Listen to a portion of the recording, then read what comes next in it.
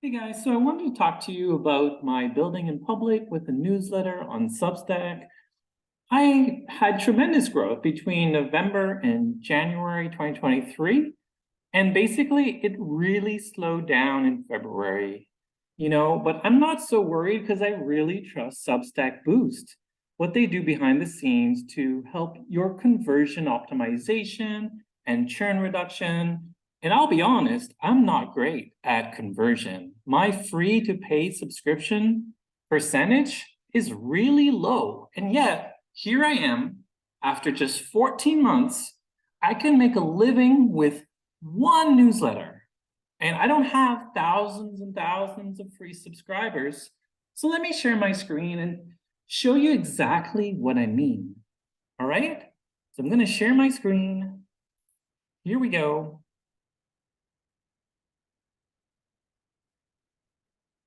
All right, so here is the email I got from Stripe, and I'm Canadian, so they translate it into Canadian dollars. So on this one newsletter, which is not my only one, I made 3,281 Canadian dollars. Well, guess what? I'm a digital nomad in Taiwan, and that's enough for me to live. That's enough for my wife to be able to take care of her parents who are ill full-time and cover our basic family expenses. Granted, we're really minimalists. We don't spend very much. So let me just show you what this actually means. 14 months is not a long time, although I've basically been doing it full time across multiple newsletters. So here's my main newsletter where I cover AI news. I curate the best stories on the web of AI at the intersection of society, business, and technology. So I've just crossed, and this is not that many for the AI folks, by the way. I've just crossed 13,000 subscribers. So this isn't that many. There are people on Beehive who've got into 20 or 30 or 40,000 relatively faster than I have. But for whatever reason, they don't turn on paid subscriptions. And I wonder why that is. I've given out a ton of free premium subscriptions to people in developing countries, people who I didn't think could afford it.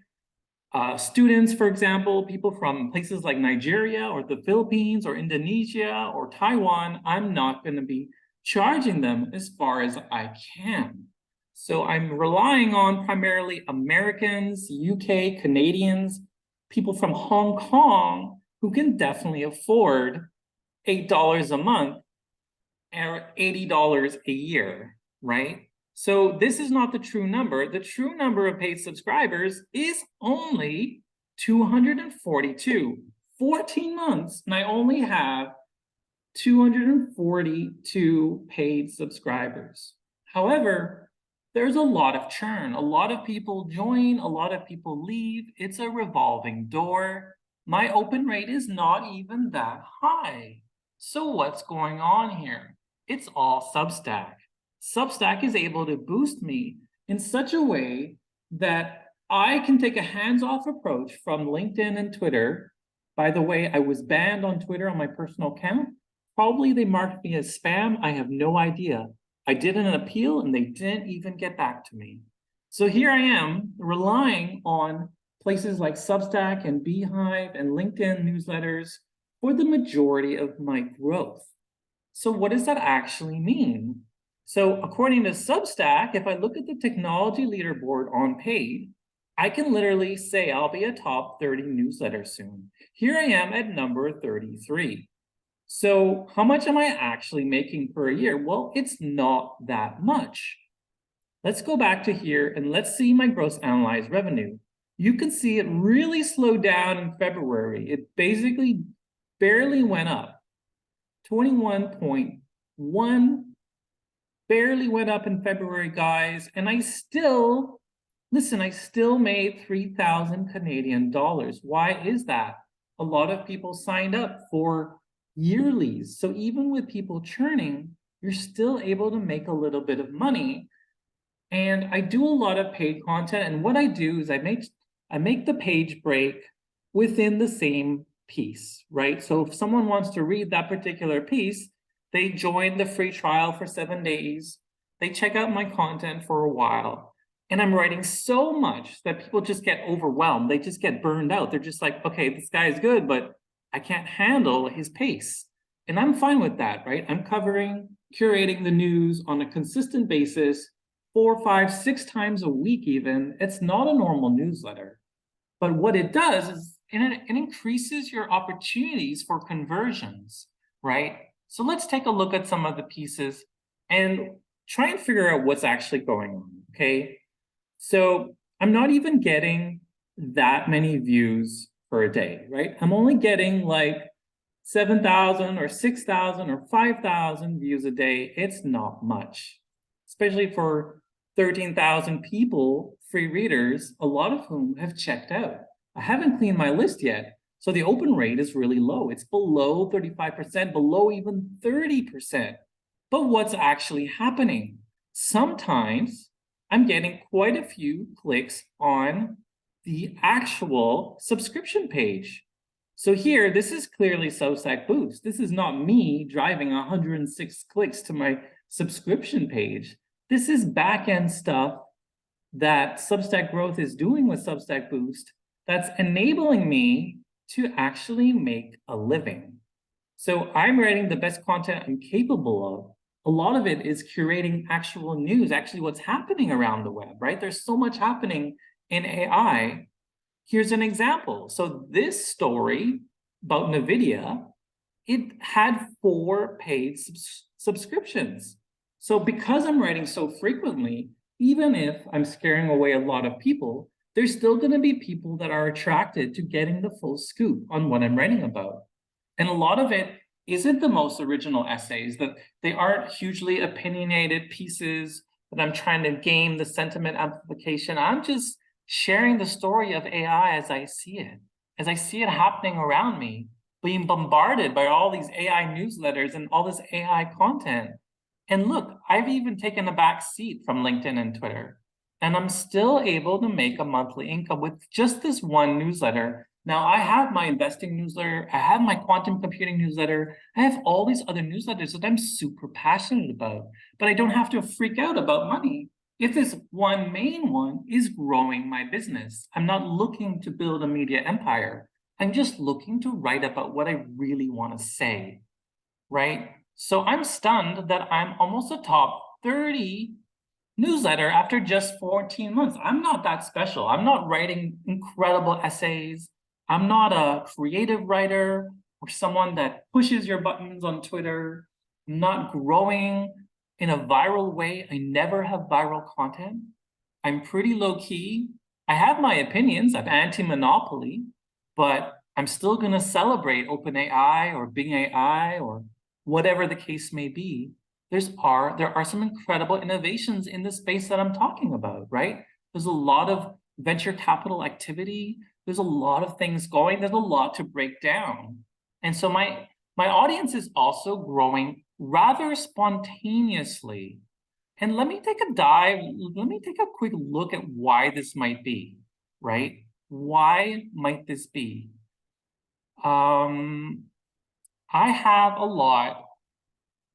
Hang on a sec. I have a lot of people that are recommending me.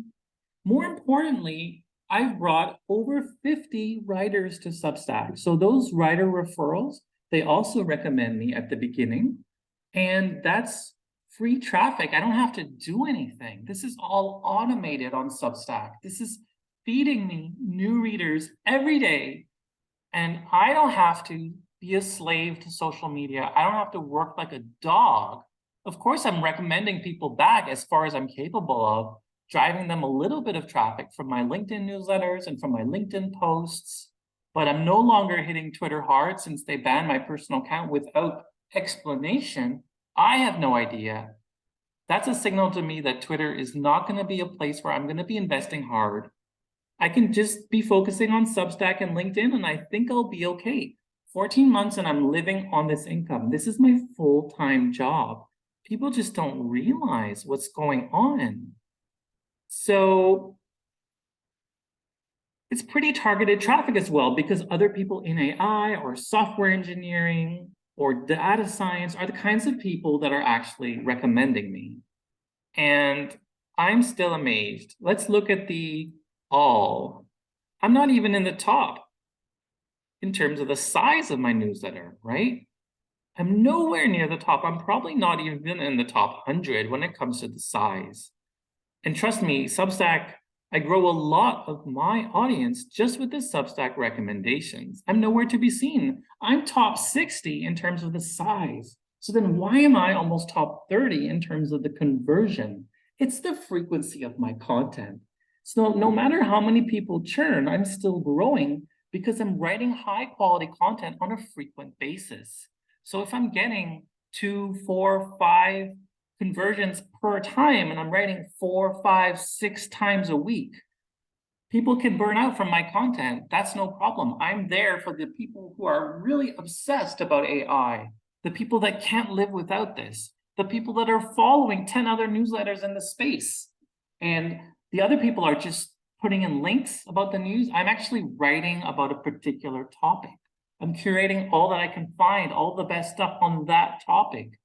There's not that many people doing what I'm doing, right? There's the sequence, even them, it's just a lot of links. So I'm standing out a little bit in my space and I'm not going viral. I'm not growing as fast as these other people who are perhaps smarter than me, they're younger than me, they're building real communities. I'm not doing any of that.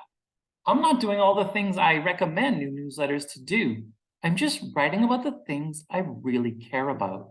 So AI startups, AI trends, and how AI is intersecting in healthcare and genomics and drug discovery and quantum computing and all those emerging tech things that I love. And so this guy, Azim, he writes Exponential View. In one letter, he writes all the things that I do in all these different newsletters.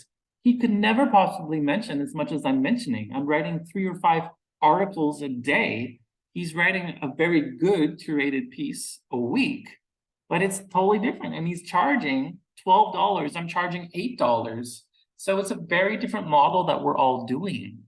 And it's fascinating. When you look at the amount these people charge, it's a lot more than me. In general, it's a lot more than me. Let's go back to the paid and let's take a look at what technology newsletters are really charging. $15, $19, $50.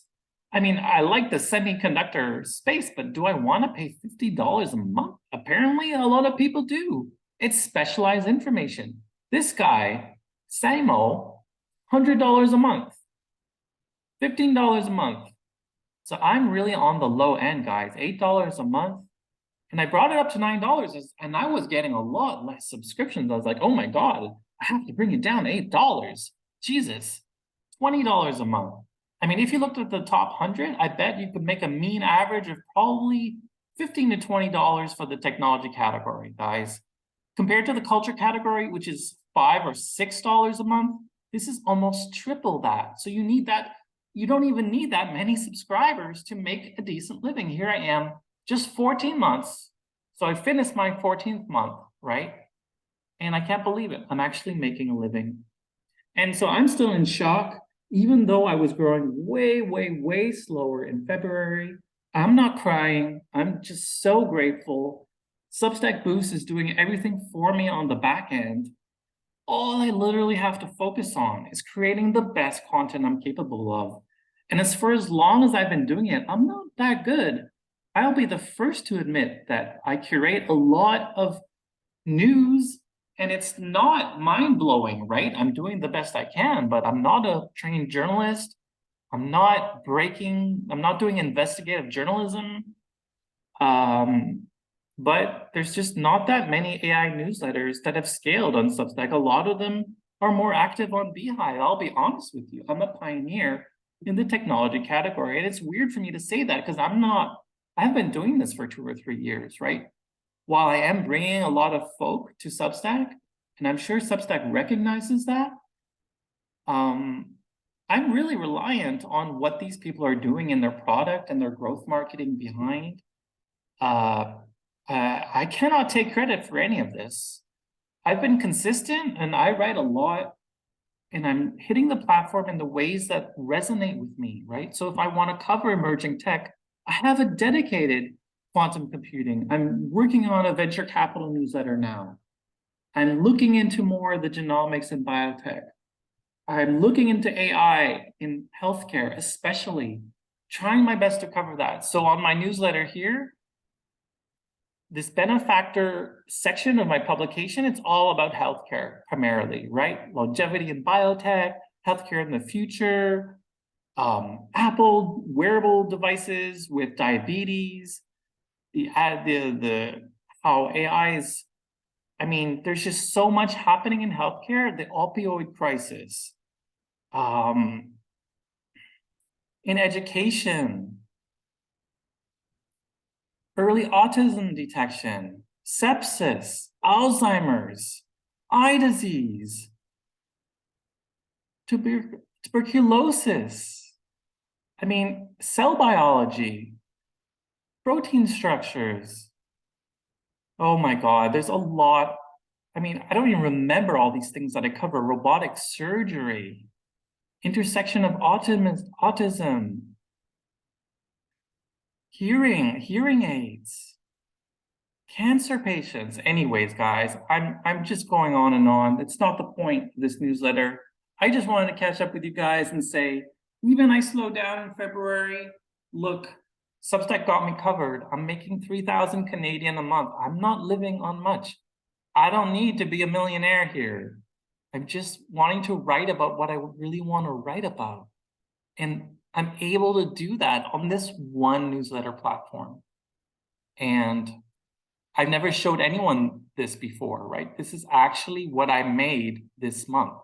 Just with this newsletter, I'm making more from the other newsletters, not to this extent, but my diversification has to do with paid subscriptions and newsletters. Now it turns out WhatsApp is going to integrate a newsletter product. So what does that mean if I want to reach Indians or Brazilians or Indonesians? They have a lot of traffic there. If I can leverage that as well, I can even increase my Substack revenue. Substack is my home base. I'm not going to abandon it and leave for Beehive just because Beehive newsletters are hot in my space. I'm going to be faithful to the platform where I'm doing well. LinkedIn and Twitter never paid me. So that's my story. And to think that I'm almost a top 30 earnings in technology after just 14 months, I guess I'm a success story. As humble as I am here in Taiwan, living on extremely little, living extremely frugally, saving, giving my money mostly to my wife who's taking care of her mom, who's at the end of her life. My mom died of cancer the year before we left Canada. Look, life isn't easy, right? But if you can create the kind of product that you want, and there's people out there who will pay you to keep doing what you really want to be doing. It's not a 9 to 5, but some days I'm working on the weekend, some days I'm working late at night. I'm not writing all day, but I'm writing a lot more than most people. And so my frequency of writing is just part of the style that I've grown up doing, right? Been blogging for 10 years, covering tech, covering the tech news cycle in AI is now so rewarding. There's so many AI startups to cover. There's more to write about than I can possibly cover. And I can write 20 pieces a week if I have a good week. And so most of the people never read all that I'm writing, right? I'm not reaching a huge audience. Only 13,000. Most of those are gone. They're gone in the first 6 weeks, guys. You only have to reach the people that really are into your niche. AI, it's a huge total addressable market. I don't need to fight. I don't need to fight too hard. There's enough people in the world who will be interested in my particular coverage of this topic. There's hundreds of AI newsletters now, just because of ChatGPT. I covered so many of them on Twitter. And that tweet alone helped me build my Twitter account for AI supremacy. But if Twitter's going to ban us out of the blue without explanation, I'm not going to invest in a platform like that.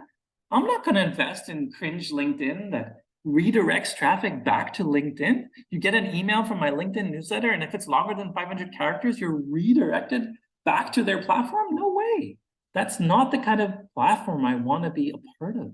I have 200,000 followers on my LinkedIn AI report newsletter that never brought me any revenue. Here I am, a little person on Substack, and I'm making a living wage. I'm basically doing what I've always wanted to do, to be able to write about what I really want to talk about as a futurist. I'm able to criticize big tech without penalty. On LinkedIn, I am penalized. I am ghost banned. I do get less traffic. If I say something bad about big AI, well, guess what? That post doesn't do very well. That's censorship, guys. On Twitter, banned without explanation. Weirdly, my personal account, but not my newsletter account. What's up with that? It's the same account. It's the same identity. They say, oh, you'll never be able to make an account again on Twitter. Well, guess what? I have another account on Twitter. They didn't even answer my appeal. There's not even enough Twitter staff to deal with these sorts of mix-ups. Maybe I was banned for a completely invalid reason. I'll never know, guys. And so I don't even own my own list on LinkedIn. What's the point of putting energy into a platform where I don't even own my own audience? So sorry, this has been a rant, and this is just my 14 months update, but it's like, I'm a little bit surprised how much I actually made because I completely flopped in February. I mean, look at my growth. Look at my growth in November to December, okay? Look at this, paid subscriptions, last 90 days. So here I was in December, 127 paid subscribers. It went up, beginning of February, I was already at 210. That growth was incredible. I lost that momentum completely in February. I have no idea what I did. I didn't do anything different. So I'm at the mercy of all these factors and I have no idea what's going on. And maybe the hype around ChatGPT died down. Maybe it was something else. Maybe there's just so many AI newsletters. They're out competing me for like clicks or something. Who cares? All I want to do is to be able to cover what I want and earn a living wage on it. So as long as I'm able to continue doing this in the way that I want, with the control, with a one-on-one relationship with my audience, I'm staying put on Substack.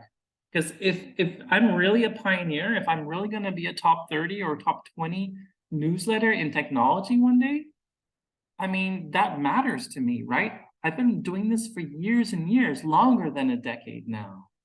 I've been writing so much that so many people never even saw, right? WordPress articles, LinkedIn blogs, blogs for clients, ghostwriting, freelancing.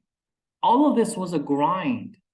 And so I found Substack and I was basically able to write about what I wanted, right? I was able to be critical. I was able to be controversial. I mean, I'm not going to be spreading misinformation like some people, but I'm really able to do exactly what I want. And I never found that freedom before. So for me, that's a really big deal. Now, I might use Beehive on occasion because the recommendation network is maybe younger, maybe they have referral system that's more functional, maybe they do things Substack doesn't do, like tagging the content. Substack says they're already working on that. So all in all, I'm not incredibly successful here, but the fact that I'm able to do this full time, I'm telling you, it's a blessing. With all my parents and all my loved ones suffering and going through, my parents dying and now my partner's parents in serious trouble, I'm just glad that I'm able to support my extended family and the people here in Taiwan in my very basic subsistence life, being a writer online. And I'm telling you, it's not easy. It hasn't been easy.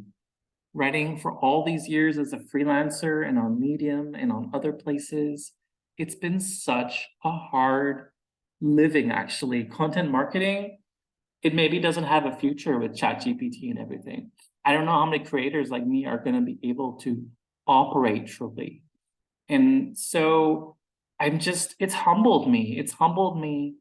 I've lived in such poverty the last few years, especially when the pandemic hit. So many of my freelance marketing clients they didn't have the same kind of budget, right? Growth is not what it once was. And if they can do a lot of marketing with ChatGPT and other things, they're not going to need someone like me. So thank God I took the plunge. And listen, I only started in December 2021, right? So that's not actually so long ago. So what can I build this out? I don't even know the customer lifetime value or my growth trajectory. I don't have enough data. I only have 14 months. And it's only since November, December, January. Those were my only growth months. Those 3 months built my entire business. So even if I flatline for the rest of 2023, I'm not going to be crying because it took me so much energy just to get to this point. Guys, you have no idea. You have no idea how much I've been writing. And this is just the one newsletter that worked out. I have all these other newsletters I'm equally passionate about: investing and quantum computing and the creator economy and all these other topics, covering AI now on 3 different newsletters, at least 4 if you include the LinkedIn one. Then there's the Beehive one that's really more like a monthly newsletter. Anyways, I don't know. I think I've burned out even reaching this stage, right? You reach a plateau of how much energy and how much motivation you have. And, you have to keep doing it, right? I haven't had a holiday. I don't remember the last time I had a holiday. When did I ever go anywhere? My wife is so dedicated to her family and taking care of everyone. And I just want to give my money to her, right? Like I just want to like contribute to the small amount of community that I'm capable of. So this money that's being given from my Substack founders and supporters, it's just going back into the community. It's not like I'm living up the luxury, right? I can barely pay my rent. I'm not sure sometimes how I can do it, right? Moving to Taiwan as a digital nomad for the health of her family has been amazing. But I mean, I still worry about the money and the financial aspect nearly every day. I'm not making money from sponsored ads and things like that, affiliate marketing. I haven't touched that. I'm really giving it my all with the paid subscriptions model. So I make it or break it here. And yeah, 14 months in and making a living wage, but it's tough. And it's glorious and gratifying, and I'm grateful and suffering and motivated and yet so burnt out. And it's like those people on their podcast, oh, it's a grind. Yeah, it super is. You try writing as much as me, bro. Oh my God, they're writing what, once or twice a week? That's crazy. That's luxury. That's like the gig economy on steroids.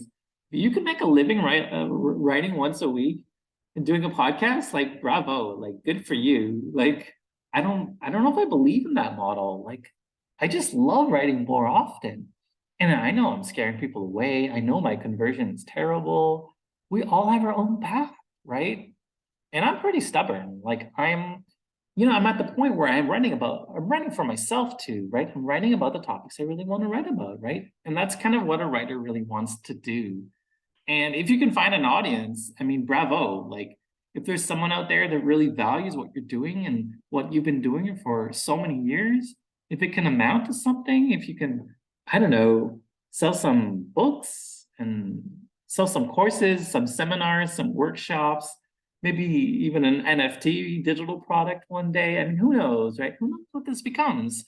The newsletter economy could scale with WhatsApp and Snap, and all these places that are rather unexpected are having to make paid subscription revenue, just like Substack and Patreon and all these other places. There's a lot happening. There's Artifact, which is the TikTok of text, and they know what they're doing. They're using the best AI possible to recommend you the right sort of news content, and they're from the creators of Instagram, right? So they're gonna get funding. Their Substack is gonna need funding itself, and Beehive is growing very well. Listen, in my technology category, Beehive is killing it. I'm not gonna lie. Like, bravo to them.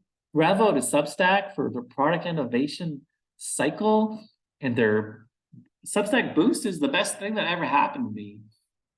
Maybe I'm failing hard and they're just like helping me make a living wage because I'm bringing so many writers to their platform. Maybe they realize how much I'm grinding for them. Maybe I'm actually a failure and I shouldn't be here talking about how I'm a success, but I'm a success in my own eyes because I'm able to do what I love full time. And honestly, at the end of the day, that's all that ever matters to me. Listen, but if I go broke, I'll have to teach English here in Taiwan. I'll be able to do that somehow. I'm not exactly I'm a pretty introverted writer. I'm not going to be looking to teach English if I can help it, right? I'm going to be trying hard to keep being a creator, keep trying to find a way. And I know there's hundreds of other writers on Substack that don't make a living wage. Listen, I'm trying my best to talk to new creators, to give them tips. I made all these YouTube shorts that no one ever really watched. And it's like, okay, like what more can I do, right? I can do interviews with all these new newsletter writers, but then on some level, they're trying to scam me and trying to benefit from me. And it's just like, wow, I'm just trying to help you. But if that's going to be your mentality, I don't know. Maybe I should just sit back. If Twitter is going to ban me, I mean, maybe I did something illegal. I don't even know. I went through the Twitter rules and I was like, geez, I put in a lot of hours to this, a lot of lists I made, a lot of stuff I can't get access to. Yeah, sure, I'll have to get access to that before I disable that account, but I'm not going back on Twitter. If this is the way Elon Musk is going to run it, that's not for me. And LinkedIn's really turning me off recently. It's a lot of cringe content. And the way they promoted Bing AI and ChatGPT ahead of all these other things, it's clearly emotionally driven, commercially driven. It's not even fair. It's not even right. And they have shadow banned me, right? I have 200,000 followers from being a LinkedIn top voice for 2 years. I think it was 2016, 2017. All those people have left the platform. All my supposed hundreds of thousands of followers, they're not even active users anymore on LinkedIn. So LinkedIn and Twitter, they're dying. And what's going to take their place? So social media is totally basically bifurcating into all these other apps, right? Everyone's on Reddit or Discord or Patreon or the next kind of Substack. Maybe it's Beehive, maybe it's something else. Maybe WhatsApp will manage to monetize newsletters like Facebook Bulletin failed so hard to do. Twitter acquired Review and then they had to disable it. I mean, this is a volatile market. Substack is not even that big. They need more funding desperately. But this is a new world of venture capital. It's not going to be easy. Anyways, so to wrap things up, guys, I've been doing this for 14 months and I'm making, I don't know, maybe around 4,000 Canadian dollars a month, enough to live on here in Taiwan, enough to cover some of my debts. I had to borrow money from family just to make ends meet recently. So listen, I'm just grateful. I'm just grinding it out as best I can. I'm just trying to be a positive influence on the community. And listen, that's all I can do. If I'm writing as much as I'm writing every day, every week, I can't make a podcast. I can't make a serious venture into seminars or workshops. Even I would be making more money. I know that. I know that. But listen, I'm doing what I'm really passionate about. I'm following my own bliss. And if that means running one good newsletter and 10 other ones that aren't getting traction, I'm okay with that. 13,000 free readers is not the most in the world. It's not proof of market fit. It's just Substack boosting me. It just means I have a lot of recommendations. I'm nobody special. I can't believe that I'm making over 20,000 a month after almost a year and a little bit. I can't believe this. Like for me, this is a lot of money. This is American dollars. I'm Canadian. The conversion rate's crazy. It's like 135 or whatever it is. It's a lot. I've lived in poverty for so long. For me, this is a lot of money. I've sacrificed my entire career earnings to be a writer online. And listen, if I can grow in 1 year and 2 months to have a living wage, no matter how meager, no matter how simple I live, I just eat rice and vegetables, guys. I'm in Taiwan. The vegetables are cheap. I'm just living out in the sun and the hospitality of this incredible country, this incredible island, one of the top places for digital nomads in the world. It's beautiful. The people are genuine. The society is convenient. There's food everywhere. There's night markets. There's nightstands. My quality of life is not terrible, even if I am living below the poverty line of a lot of countries. I'm doing what I love. I'm doing meaningful work. That is what's important. I'm not looking, oh, how did I grow? How many thousands of followers did I get this week? I mean, realistically, I might be having, I don't know, 1,000, 1,500 new readers a month. Substack takes care of it, right? Let's look at it. Let's look at it, guys. I'm going on way more than I expected. So beginning of this month, on February 2023, I did 11,000. It's March, I'm up to 13,000. Okay, so it's about 1,800 free new readers I'm getting without having to do anything. This is automated traffic. This is peer targeted, topic targeted traffic I've been recommending people I respect in data science, in AI, in emerging tech, and they just simply recommend me back. And that's all that's going on here. I didn't do something weird. Obviously, I've worked my butt off on LinkedIn for a decade. I'm now sick of it. And maybe I can leave that cringy platform. Maybe I can leave that cringy platform. I mean, look at my revenue and growth, okay? So my gross annualized revenue, it's only since November, guys. I did it day in and day out for 8 months, basically bootstrapping in debt, living on savings, dwindling savings, paycheck to paycheck, could barely pay the rent. Maybe Substack saw something in me. Maybe they saw how much I love their platform. I don't know, guys. I didn't do this. This is not something I did. This is just writing on a consistent basis. Obviously, I write a lot more than anybody else around here. I'm not gonna lie. I work many hours a day just writing. And listen, if I ever see growth like November to January again, I'll be fine. I'll be fine. Even my revenue goes down. Listen, a lot of people's revenue have gone down. Not everyone has money for paid subscriptions online anymore. A lot of people are living paycheck to paycheck in worse financial shape than I am, with more debt than I have.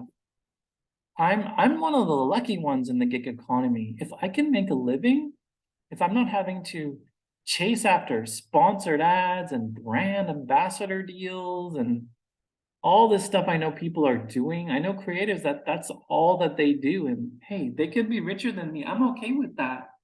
You want to make millions? Go for it. Go build your empire, guys. I am just humble and loving what I'm doing. And I don't know how else to express it. I guess I'm one of the lucky ones, really. And if all those people in Beehive just want to get money on their affiliate links, hey, join those ad networks, do that advertising. If that's the way, I'm not going to spend all day just putting links in a newsletter. Sorry, that's not to me a creative activity. That's not what I'm here. That's not what I'm about. Okay, so at least I want to be giving my opinions, controversial as they may be. I don't believe monopoly capitalism is the way America is going is going to turn out very well for the future of artificial intelligence. And that's my spiel, right? That's what I'm saying. I don't think killer drones are a good idea. You want to protect Taiwan from China and you're copying China's DJI and their killer drones. You think that's a good idea? You think that's a good end game? Oh my God. So I'm able to be critical of America. Substack's not going to penalize me. Maybe the Microsoft folk are going to unsubscribe, trying to give me a bad message. Oh, look, I've unsubscribed to you. You were criticizing the company I work at. And people do this. People from those companies, they literally become paid subscriptions and try and punish me if I'm critical of their companies. Sorry, that's not the way this works. I'm writing about what I really want to write about. I can lose revenue. That's not going to hurt me because I'm here in charge of my own fate. I'm here in charge of what I'm going to write about. I can lose revenue. I've lived in poverty for many years. That's not going to faze me. Anyways, it's just the weird, wacky world of being a newsletter creator. And listen, I did it full time before I could afford it, and that was probably really stupid. I probably suffered a lot more than I should have. And maybe the employees at Substack realize I'm just kind of that borderline kind of autistic obsessed person about a particular niche. I'm so fucking into my niches. There's no one who's writing about emerging tech like I am. I'm telling you, look at my identity. All right. Look at my personal identity on Substack. All right. I have the max number of newsletters. And they're like, oh, there's no max. There's no max of newsletters. Well, somebody capped me at 10 newsletters. Somebody did. And I could have time to do more. I literally could. So I'm writing about investing on StockQuest, artificial intelligence times 3, data science learning, still learning about data science, by the way, quantum computing, mostly just covering PR and really cool stories. Nothing incredibly original. I want to build out space tech in my Space Academy newsletter, artificial intelligence learning. That's a relatively new AI newsletter. Venture capital innovations, another new one, rebranded it. Used to be about China tech, but that became a little bit too controversial. So had to turn it down a notch. And so, yeah, I'm lucky to be recommended by some really good writers who have their own networks that are far bigger than mine. Maybe 2 or 3 people like that who are way above me in terms of size and how long they've been doing it. Guys, it's mostly just how long you've been doing it. You don't have to be special. You don't have to be a big influencer or a huge book author. Obviously, that helps. Obviously, if you're a book author and you jump on Substack, you immediately have 20 or 30,000, which would take me, 2 or 3 years organically to go from zero. I did bring a few hundred readers from my WordPress at the beginning. So technically I didn't start from zero. I never had to suffer from that 0 to 100, which is actually kind of painful, that 0 to 1,000, which a lot of people, they even quit before they do that. I'm just here to tell you that this is 14 months of work. Maybe I will build an empire. Maybe I will go crazy and get funding and get an amplifier and get some extra cash and hire a researcher and hire a growth marketer. And maybe I should do that, right? Maybe then I would be able to afford the amazing illustrations of that intrinsic perspective illustrator that I really like. And he got back to me, and I was like, oh, damn, I can no longer afford him. I was so keen to keep that growth up. But February was a different story. So I wasn't able to use his incredible artwork. And I wanted to be able to support an illustrator in the community that depends upon this, a PhD in something else. He decided to follow his dream as an illustrator. That's the sort of person that I would want to support, even though I'm barely making enough to subsistence income. I mean, creator economy income. I know I can live in poverty, right? I've done that. I've been there. I've lived like a student for most of my life. I grew up on a alternative community in South India. I had no idea what I was doing, moved to the West, tried to get an education. That education didn't even equip me for the real world. Had to pivot a number of times in my early career in marketing. Was a terrible marketer, by the way, as you can imagine, as a psychology graduate, was making hardly any money, had terrible work experiences in the traditional labor force, right? Basically dropped out of the labor force to do whatever the hell I wanted and somehow made it work. And here I am making a living wage. And I mean, I could cry, right? I could cry because only I know what I've been through. Only I know all the struggle I've been through. Maybe someone at Substack saw something in me. I have no idea what's going on, guys. I don't create brilliant content as far as I'm concerned. Obviously, there's going to be some futurists out there who really like what I'm doing because I'm talking about the things that they're into, right? I'm talking about that future of the singularity and all these new things like biotechnology and how AI is going to revolutionize education and healthcare and how AI regulation is desperately needed and how AI ethics is failing us. I even have a new newsletter I created called The Dystopian because I'm so freaking worried about where all this is heading. I was like, okay, what kind of Substack content does really well? Oh, political content for Americans. Yeah, America, that fucking dystopian country. Sorry, I'm really worried about what you guys are doing to yourselves. Two-party democracy. Okay, then. Okay, then. Let's see how that turns out. Let's see how your monopolistic capitalism works out. I'm seriously afraid of what America and China are becoming. I mean, I talked about the demographics winter in my first post here. Then I was even speculating about World War III. Yeah, the dystopian. I'm pretty worried about what American readers, they love that weird political content that Substack is known for. And listen, it's probably not going to take off in terms of how my AI newsletter took off, but it's interesting. I keep changing the names of my newsletters as the spirit moves me. I don't have significant revenue. Maybe my quantum computing is my second best. And my quantum computing newsletter, it's barely profitable, but it's helping my income a little bit. My gross annual revenue here is, it's $4,000. That's better than I thought. So all this money is trickling in from my different newsletters, and I could be doing sponsored ads and ad campaigns, but I just don't have the time to negotiate them. There are places, there are mailmen. I tried these different platforms that help you relate to these brands, but these brands are trying to trick you just for clicks. So it's getting really scammy and sketchy. I'm not in the business of giving you clicks, bro. That's not my point of doing this. So if they don't want to pay my flat fee for my sponsored ad in my newsletter, well, you're not going to reach those 13,000 people. And let's get real. My open rate's 35 to 30%. You're not even reaching that many people. Probably I'm not the best candidate for, driving people to your, survey or something. Anyways, I'm a little bit skeptical of the whole advertising thing in newsletters. I just don't like it. I would way prefer that Substack's paid subscription model actually works. And listen, if I have to be one of the guinea pigs, I'm here, I'm available. I'm writing full-time on Substack since the beginning of 2022, right? So this is my full-time job every day. This is practically all I'm doing, right?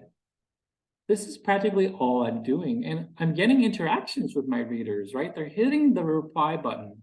I'm having conversations about things I don't even know about. The New Yorker was like, whoa, you write about AI and mental health? We're doing a documentary on that. I was like, seriously, let's have a Zoom call. And they're like telling me about their project and what they plan to do. And I'm like referring them people who I know in the space. And it was just like totally creative and totally wonderful. And I wouldn't have had that interaction if I wasn't a newsletter creator, right? So it's leading to all these dialogues and all this socialization. And it's like, I'm a digital nomad. I'm not going to fly to New York to talk to you, right? So I'm a remote worker. I can work wherever I am. And I mean, I'm paying Canadian taxes. It's like, it's going to be a lot of my income just going to Canadian taxes because I'm like from Quebec, right? Which is like the worst state in North America for taxes. So as little as I'm making, a lot of that's going back to the Quebec, their French language program and just absurd things like that. So here I am, totally honest, building in public, and I'm barely making it. But listen, I'm surviving. I'm able to pay my rent, and I'm able to write about what I want to write about. And honestly, this figure is a lot more than I was expecting because my February growth was pretty static. So I guess what happened is a lot of people churned and a lot of people came.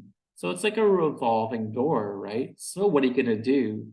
I guess my content's not that great. If I'm not able to keep you around, my burnout is your burnout. You're not able to keep up with me.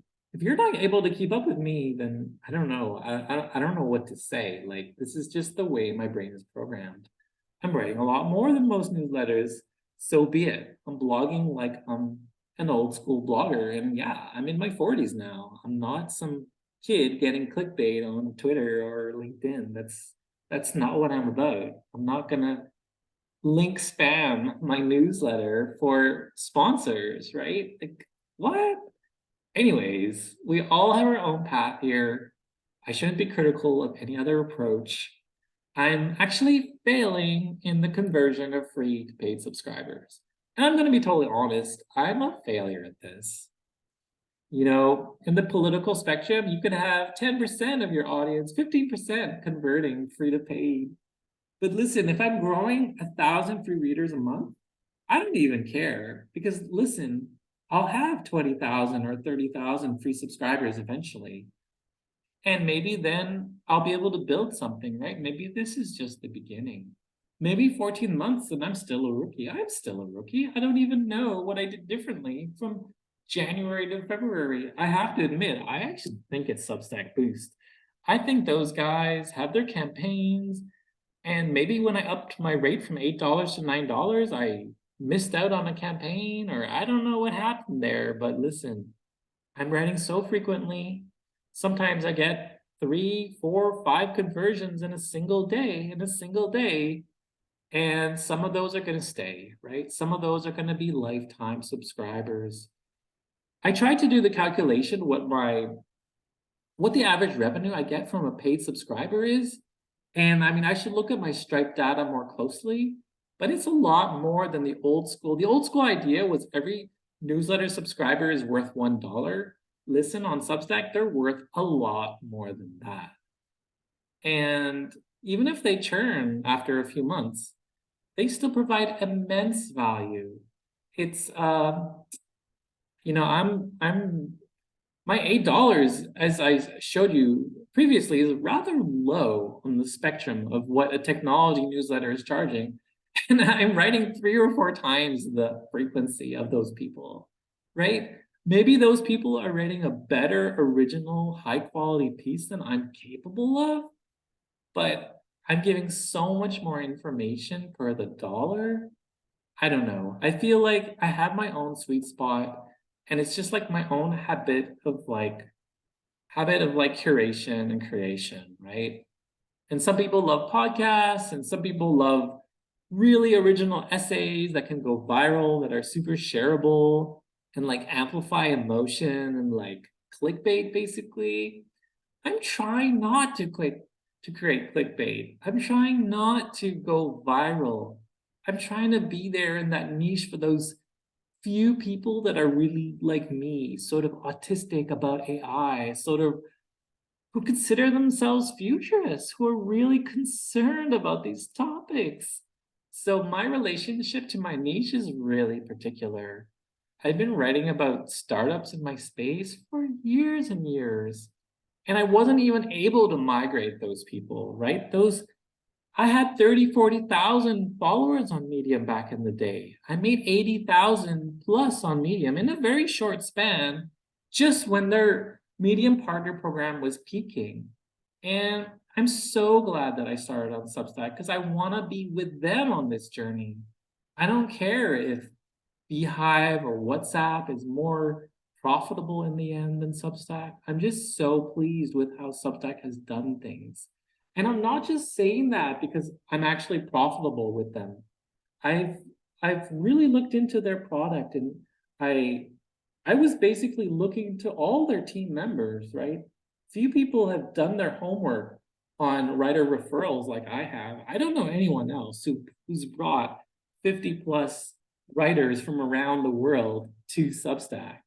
And a lot of those are in my space. They're literally writing about software or AI. I don't know anyone who's done that. Like, who would do that? Who would do what I've done? Write 3, 4 articles a day on some days, Wednesday, Thursday. It's really busy. I should be writing right now. Oh my God, it's a Thursday. Anyways, I'm rambling on way too much. No one's going to see this video. This is just like me in my journal. Maybe I can look back in 2025 or 2026 and look at myself and say, wow, I've come a long way. Oh my God, I suffered so much in that first year, that first 2 years. Oh my God, like my mom died of cancer. It was so stressful. Leaving Canada was super hard. I didn't know what Taiwan would be like. And my wife has made it so easy for me, and the community here is so good. And it's like, I'm just doing what I can do in this world. Like, I don't even know how many more years I'm gonna live. I'm like in my 40s, but I could be in my 60s. I'm just like, okay, world, like, this is all I can do for you. I'm doing my best. And I know I'm not even touching that many people. I'm probably only touching hundreds of people here. Truly, how many of my paid subscribers even are able to keep up with the majority of my work? I don't think many. Maybe 10% of my paid subscribers can even keep up with what I'm doing. And definitely not across my different newsletters, right? So I'm basically alone in my journey, right? No one really understands what you're going through. And you can share it to your journals and your blogs, and you might never look at it again. And I can't believe it, guys. I can't believe I'm in the top 50 now, almost in the top 30 paid subscribers. Technology is a huge category. I thought there were hundreds, thousands of creators. How can that be? If I am able to grow 13,000, there's so many newsletters that have like 20, 30, 40, 200,000 free readers on Substack now, right? Investing category, politics category, maybe not so much in business and technology. Maybe that's what makes me the weirdo, the borderline autistic who just loves his topics and honestly who doesn't even care that much about money. And yet is so grateful that just being able to make ends meet without feeling like a failure and living through failure on multiple levels for so long, guys. Ah, it's just unbearable. It's unbearable. Like I could cry right now. I practically am. Anyways, all right. Enough of sharing. Enough of sharing. 14 months is not very long. I'm gonna be keeping on going and just writing about your niche in the best way you're capable of doing. Maybe I'll be one of the lucky ones, right? I don't know what I did. My conversion is terrible. Probably one of the worst. Still making a living. What? What?